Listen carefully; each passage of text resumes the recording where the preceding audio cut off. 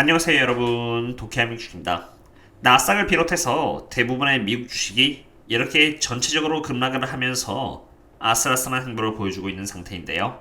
Fed Fund Rate가 이렇게 CPI가 발표한 직후 9월 14일날 기준으로 최종금리로서 4.4%를 가리키면서 미래에 있을 금융정책이 한층 더 타이트해질 것이라는 것을 보여주고 있습니다.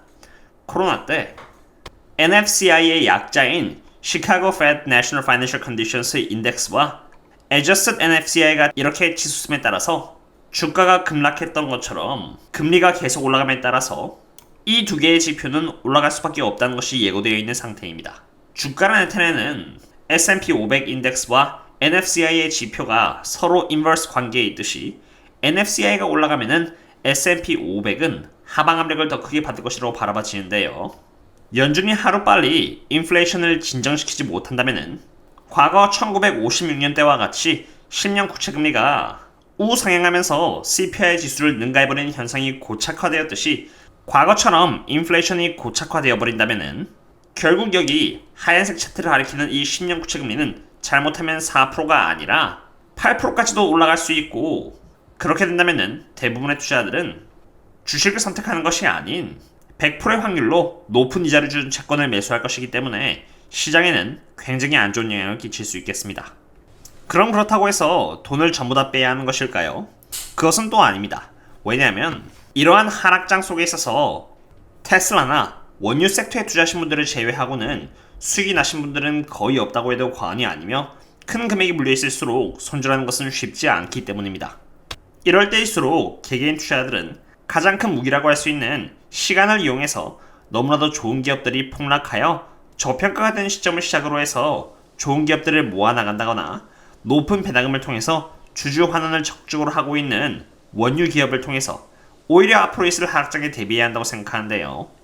8%의 배당을 주면서 경영진의 정책에 따라서 30%의 배당률을 더 높이 계획을 갖고 있는 에너지 트랜스퍼를 대상으로 함께 인플레이션을 대비함과 동시에 혹여라도 이와 같은 시나리오가 과거 1937년, 2001년, 그리고 2008년과 같이 재현됨에 따라서 Berkshire Hathaway라던가 마이크로소프트, 그리고 구글 같은 훌륭한 우량주들이 저평가되었을 때 함께 대응을 할 수 있도록 준비를 하고 있습니다. 물론 바닥은 아무도 모릅니다만 적어도 언제부터가 기업이 저평가를 받고 있는지 저는 알고 있기 때문에 차근차근 분할 매수를 하면서 낮은 평단가를 함께 만들어 나갈 예정입니다. 혹시라도 이러한 저희 텔레그램 커뮤니티와 함께 안전하게 장기 투자를 해나가고 싶으시다면 언제든지 이 링크를 통해서 조인한 뒤에 커뮤니티에 남겨져 있는 멤버십 전용글을 통해서 접속해 주시면 되겠습니다. 제법 이전부터 저희 멤버십 분들과 함께 제법 오랜 기간에 걸쳐서 옥시젠탈이라던가 에너지 트랜스퍼 등 원유 기업에 투자를 함으로써 계속해서 인플레이션을 대상으로 준비해왔다고 말씀을 드렸는데요. 저는 개인적으로 지금도 여전히 늦지 않았다고 생각합니다. 9월이 접어든 지금 유럽은 겨울이라는 위기를 앞두고 있고, 러시아로부터 천연가스 공급을 차단당하는 만큼 LNG 수입을 통해서 메꾸려고 하고 있고, 그마저도 부족해서 원유 수입에 박차를 가고 있는 상태입니다. 유럽은 자체적으로 에너지 공급을 높이려고 하기는커녕 EU의 프레지던트 울살라 본더 레이안은 유럽 국민들이 전기 사용에 있어서 제한을 둬야 한다고 주장하면서 전기 사용에 제한을 두었고, 이것은 단기적으로는 수요에 제한을 주겠으나 단기적인 솔루션일 뿐 결코 장기적으로 도움이 되지 않는 해결책입니다. 유럽은 오랜 기간에 걸쳐서 이렇게 친환경 정책을 고수했었기 때문에 전통 에너지 자원에 대한 인프라가 턱없이 부족한 상태이고, 그 선택에 대한 대가를 지금 받고 있는 것이죠. 그리고 그 결과 유럽에서의 전기세는 이렇게 치솟은 상태입니다.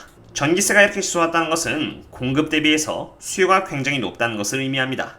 여기 그림과 같이 유럽은 러시아 천연가스가 지나가는 파이프라인에 굉장히 의존적인 상태였는데요. 2011년을 기준으로 해서 40%의 천연가스는 독일과 이어져 있는 노드스트림과 폴란드, 그리고 우크라이나를 통해서 받고 있었는데, 전쟁이 터지면서 유럽 국가들은 러시아산 에너지 자원을 대상으로 제재를 가했고, 그로 인해 여기 보시는 것처럼 러시아산 에너지 자원 규모는 2012년 기준으로 해서 크게 줄었다는 것을 볼 수 있습니다. 파란색이 노드스트림을 통해서 들어오는 천연가스이고, 회색이 우크라이나, 그리고 더 야한 회색이 폴란드인데, 제재를 가했음에도 불구하고 이렇게 여전히 어느 정도의 천연가스가 들어오고 있다는 것을 본다면은 조금 아이러니하겠습니다. 그리고 여러분들도 들어보셨겠지만 거스프롬은 9월 2일까지 정비라는 명목으로 천연가스의 파이프라인을 닫아버렸고 사실 지금도 닫혀있는 상태인데요. 유럽은 이러한 문제를 빠르게 해결하기 위해서 LNG 수입을 더더욱 늘리기 시작했습니다. 그런데 정말 안타깝게도 이미 유럽은 사실 우크라이나와 러시아 사이의 전쟁이 일어나기도 전에 이처럼 LNG의 수입을 굉장히 빠르게 늘리고 있는 상태였습니다. 그리고 전쟁이 터지자 더더욱 그 페이스를 높였다는 것을 이렇게 볼 수 있죠. 그러나 정말 안타깝게도 LNG 수입은 유럽이 필요로 하는 수요를 채우기에는 역부족으로 보입니다. 공급 대비해서 수요가 너무 높은 나머지 유럽, 그리고 아시아에서의 LNG 수입 가격은 이렇게 천정부지로 올라가고 있다는 것이 그것을 증명해 줍니다. 그리고 그것도 그럴 것이 아까도 말씀드렸다시피 공격적인 친환경 정책으로 인해서 전통 자원에 대한 투자가 이미 전 세계적으로 이렇게 2014년을 시작으로 해서 65%나 줄어든 상태이고 그 이유로 인해서 액화되어 있는 천연가스 LNG를 다시 가스화시키는 시설도 너무나도 부족한 상태입니다.